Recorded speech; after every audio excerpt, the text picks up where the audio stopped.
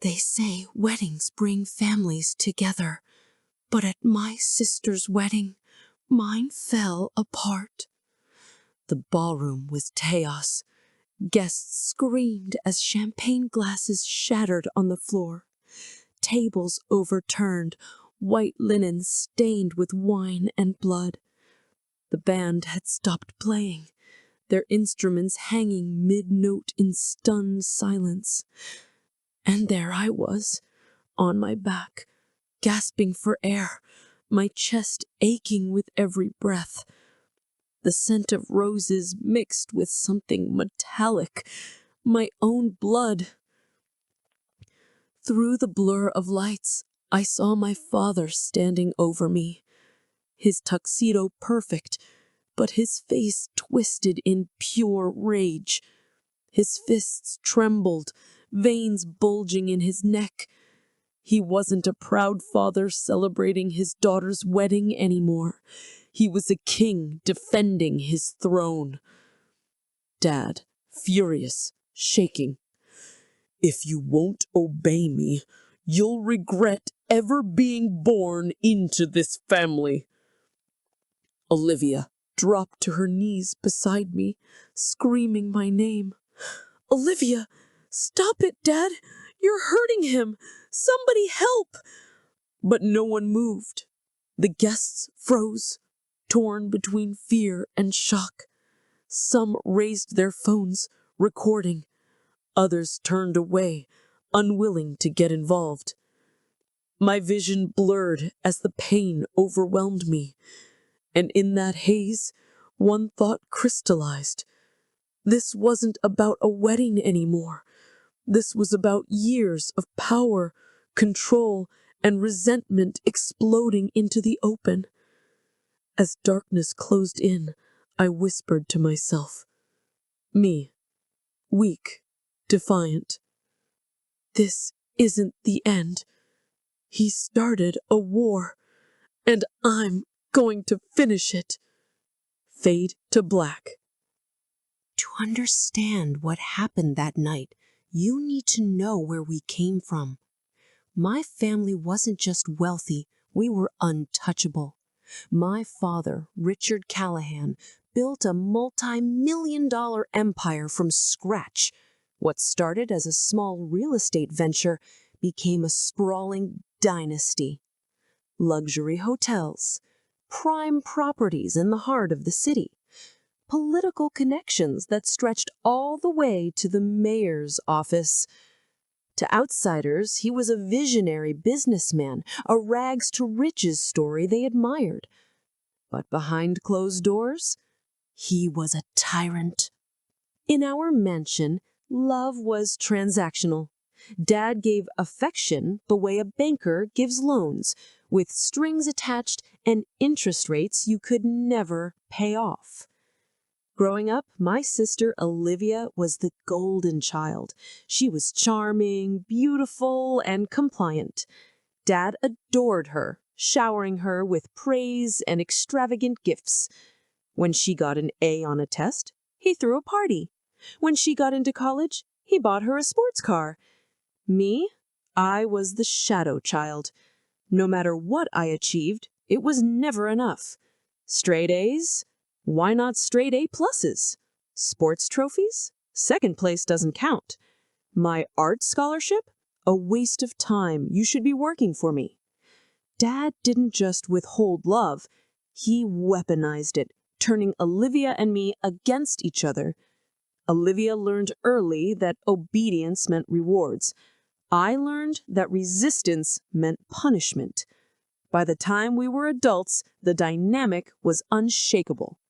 Olivia was Dad's public heir, the face of the family at galas and charity events. I was the problem child, independent, and therefore dangerous to his control. But I had something he couldn't buy, integrity. And that made me his greatest threat. Olivia's wedding was the event of the year. Hundreds of guests, lavish decorations, the kind of opulence you only see in movies. I arrived alone, wearing a suit I bought myself, not one of Dad's hand-picked uniforms. Even that small act felt rebellious. The ceremony was beautiful. For a moment, I almost believed we could have peace, at least for one day. But then came the reception. The band played a waltz as couples danced beneath glittering chandeliers. Laughter filled the room. Champagne flowed like water. And then the announcement. Dad tapped his glass, the sharp clink cutting through the music. The room fell silent. Every guest turned to him, expectant. Dad, smiling broadly, voice commanding, "Today we celebrate not just the union of Olivia and James, but the strength of our family legacy, and I have a very special surprise." He beckoned for me to join him at the center of the dance floor. My stomach tightened. Nothing good ever came from being under his spotlight. An assistant brought out a velvet-lined box. Inside, a check for $2 million. Gasps rippled through the crowd. Olivia's jaw dropped. Even the groom looked stunned. Dad, dramatic, loud enough for everyone to hear, $2 million for my son. A gift to show that family always comes first. The applause was deafening, but I stood frozen because I knew the truth. This wasn't a gift. It was a trap. Hidden beneath the check was a contract. In tiny print it stated, I'd give up any claim to the family business. I'd agree never to publicly challenge Dad. I'd essentially sign away my future and my voice. It wasn't generosity. It was public humiliation, a way to show every guest that even his rebellious son could be bought. $2 million for my silence, for my obedience, for my soul. The spotlight burned on me. Hundreds of eyes waited for my response. Olivia's gaze pleaded silently, "Please, just take it." But I couldn't. Not this time. I walked to the center of the room.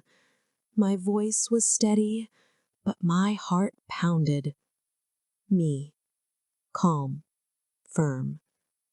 "Thank you, Dad, but I can't accept this." The room gasped as one. Whispers erupted like a storm. Guest, whispering, "Did he just say no?" Dad, forced laugh, tightening grip on the microphone. "Don't be dramatic, son. Everyone's watching. Take the gift." Me, shaking head. "No, Dad, I won't be bought. Not today, not ever." The charm vanished from his face. Years of suppressed rage boiled to the surface.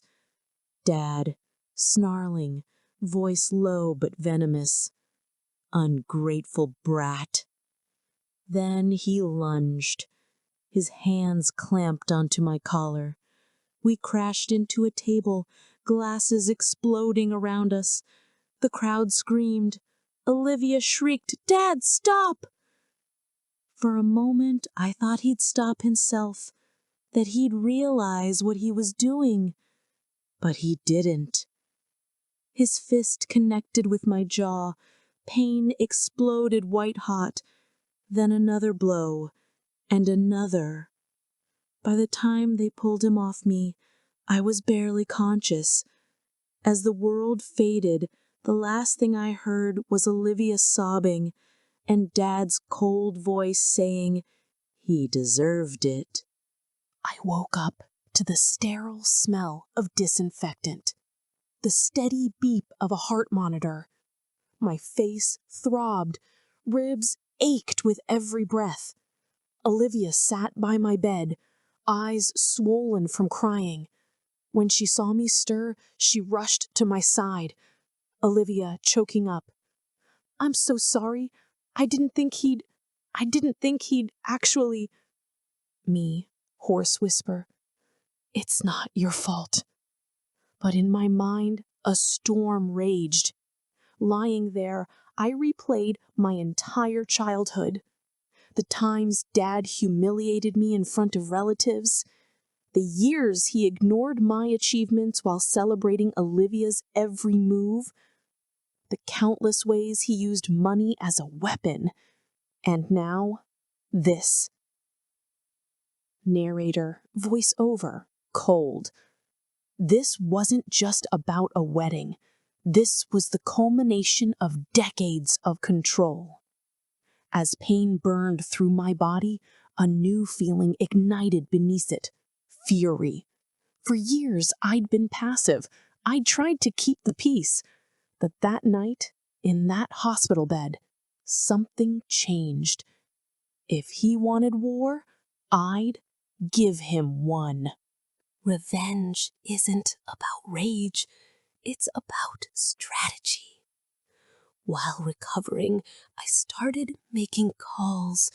Quietly, carefully, I reached out to relatives who'd suffered under Dad's iron rule. A cousin exiled from the business for questioning him, an uncle forced into silence after a financial dispute, former employees who knew too much. To my surprise, many of them were eager to help. Dad's empire looked strong on the outside, but inside, it was rotting.